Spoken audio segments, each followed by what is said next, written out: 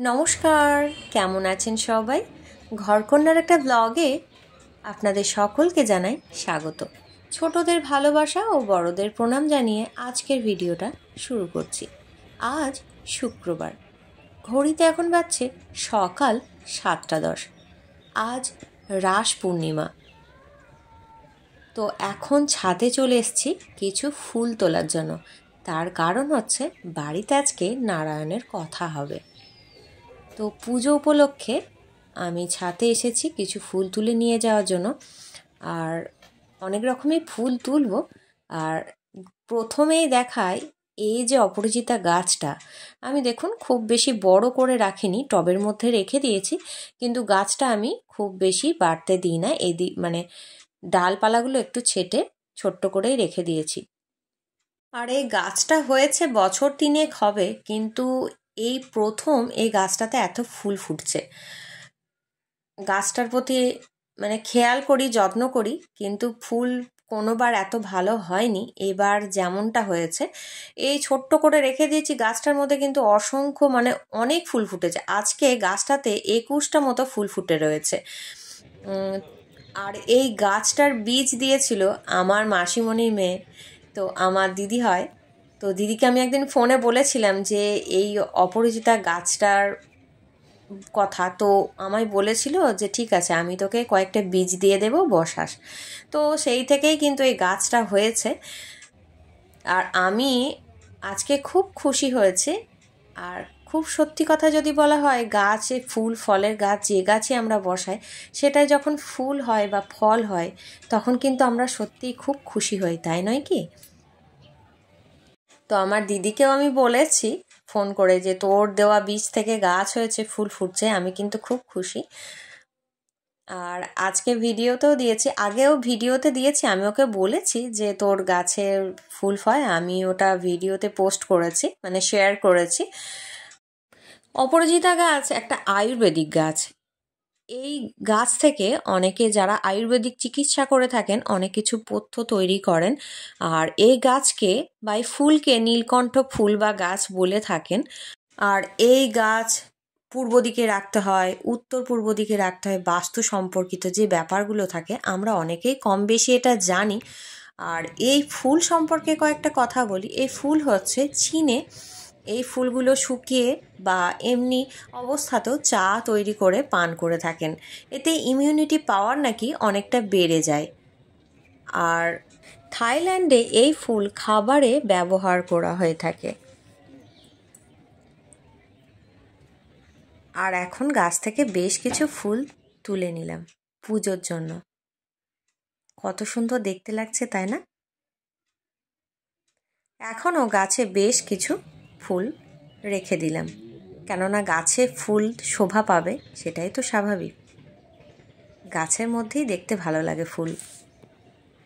তো ছাদ থেকে বেশ কিছু ফুল তুলে নিয়ে এসে আমি চলে এলাম নিচে। শাশুড়ি মার পুজোর জোগাড় হয়ে গেছে। তার কারণ আমাদের বাড়িতে যখনই নারায়ণের কথা হয়, পুরোহিত মশাই কিন্তু প্রথমেই আসে, আর খুব সকাল সকালেই চলে আসে। সেই কারণেই ঘুম থেকে উঠে স্নান সেরে, কিছু কাজকর্ম করে স্নান সেরে পুজোর জোগাড়টা শাশুড়িমা আগে করে রেখে দেন। তারপরে রান্নাবান্নার কাজে হাত দেন। মানে শাশুড়িমাই তো রান্নাবান্না করে থাকেন সকালের দিকে, আর আমি তো হেল্প করি সকালের দিকে, কেন সবজি টবজি কেটে দিই, এইগুলো হেল্প করি। তো যাই হোক, এখন পুজোর জোগাড় হয়ে গেছে, পুরোহিত মশাইয়ের আসার অপেক্ষায়। তো তারপরে পুরোহিত মশাই এলে পুজো হবে। আজকে রাস পূর্ণিমা, আর প্রত্যেক মাসের পূর্ণিমাতেই আমাদের বাড়িতে কিন্তু নারায়ণের কথা হয়ে থাকে। তো কিছুক্ষণ পরেই পুরোহিত মশাই এসে উপস্থিত হয়ে গেলেন, পুজো শুরু হয়ে গেল।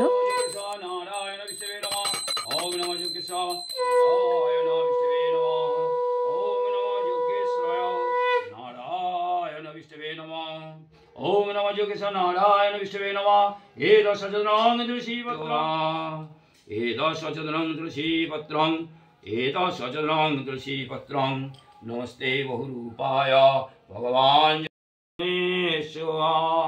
ওম নমো যজ্ঞেশ্বর নারায়ণ ভং পঞ্চপত্র তুলসী পত্রে প্রণম ভং তো পঞ্চ তুলসী পত্রে প্রণম এদ দেবায় বিষ্ণবে নম এদ সম্প্রদানায় যোগ নারায়ণ বিষ্ণবে নম ওম বিনতস্য ওম বিনতস্য কার্তিক মাসে তুলসী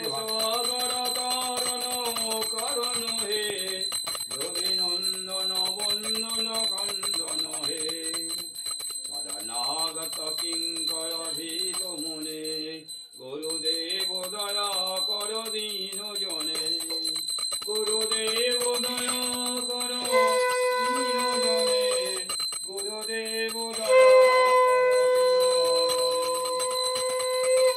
কন্দ ব্রহ্ম পরাৎপর গুরুদেব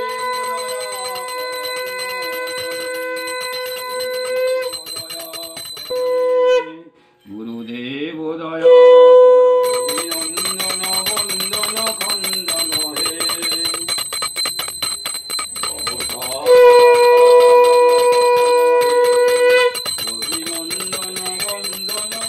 তো নারায়ণের কথা কমপ্লিট হয়ে গেল।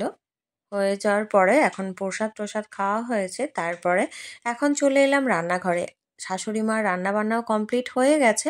ঘড়িতে এখন বাজছে সকাল 10:40, মানে অনেকক্ষণই জলখাবারের খাওয়া দাওয়া শুরু হয়ে গেছে। আজকে জলখাবারে রয়েছে ছোলার ডাল, আলু দিয়ে ছোলার ডাল করা হয়েছে, লুচি বা মুড়ির সঙ্গে খাওয়া হবে সেজন্য। আর দুপুরের খাবারের পদের মধ্যে যেগুলো রান্না হয়েছে সেগুলো একটু আপনাদের সঙ্গে আমি শেয়ার করছি। এখানে রয়েছে বিউলির ডাল, আর এটা হচ্ছে বাঁধাকপির তরকারি,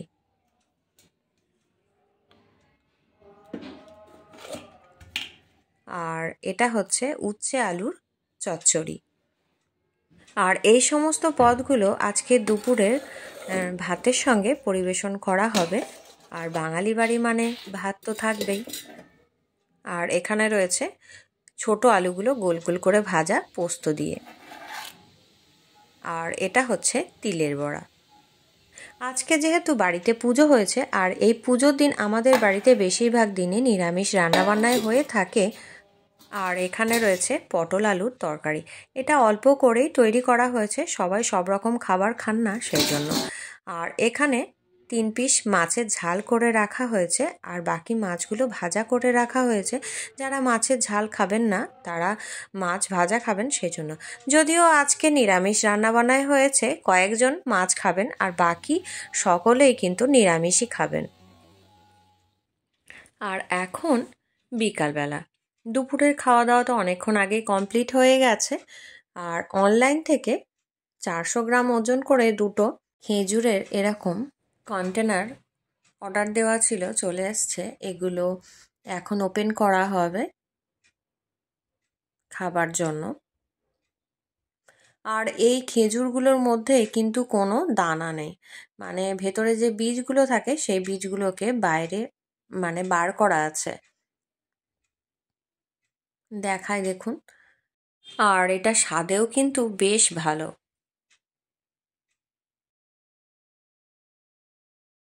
তারপর এখন চলে এলাম সন্ধ্যের সময়।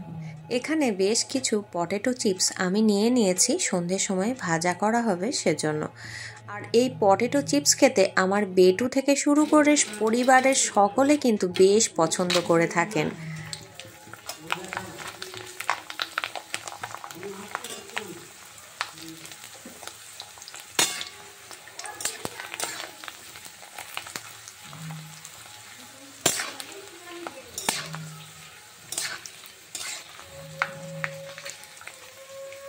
একে একে বেশ কিছু পটেটো চিপস আমি এইভাবে একই রকমভাবে ভেজে তুলে নেব পরিবারের সকলের জন্য।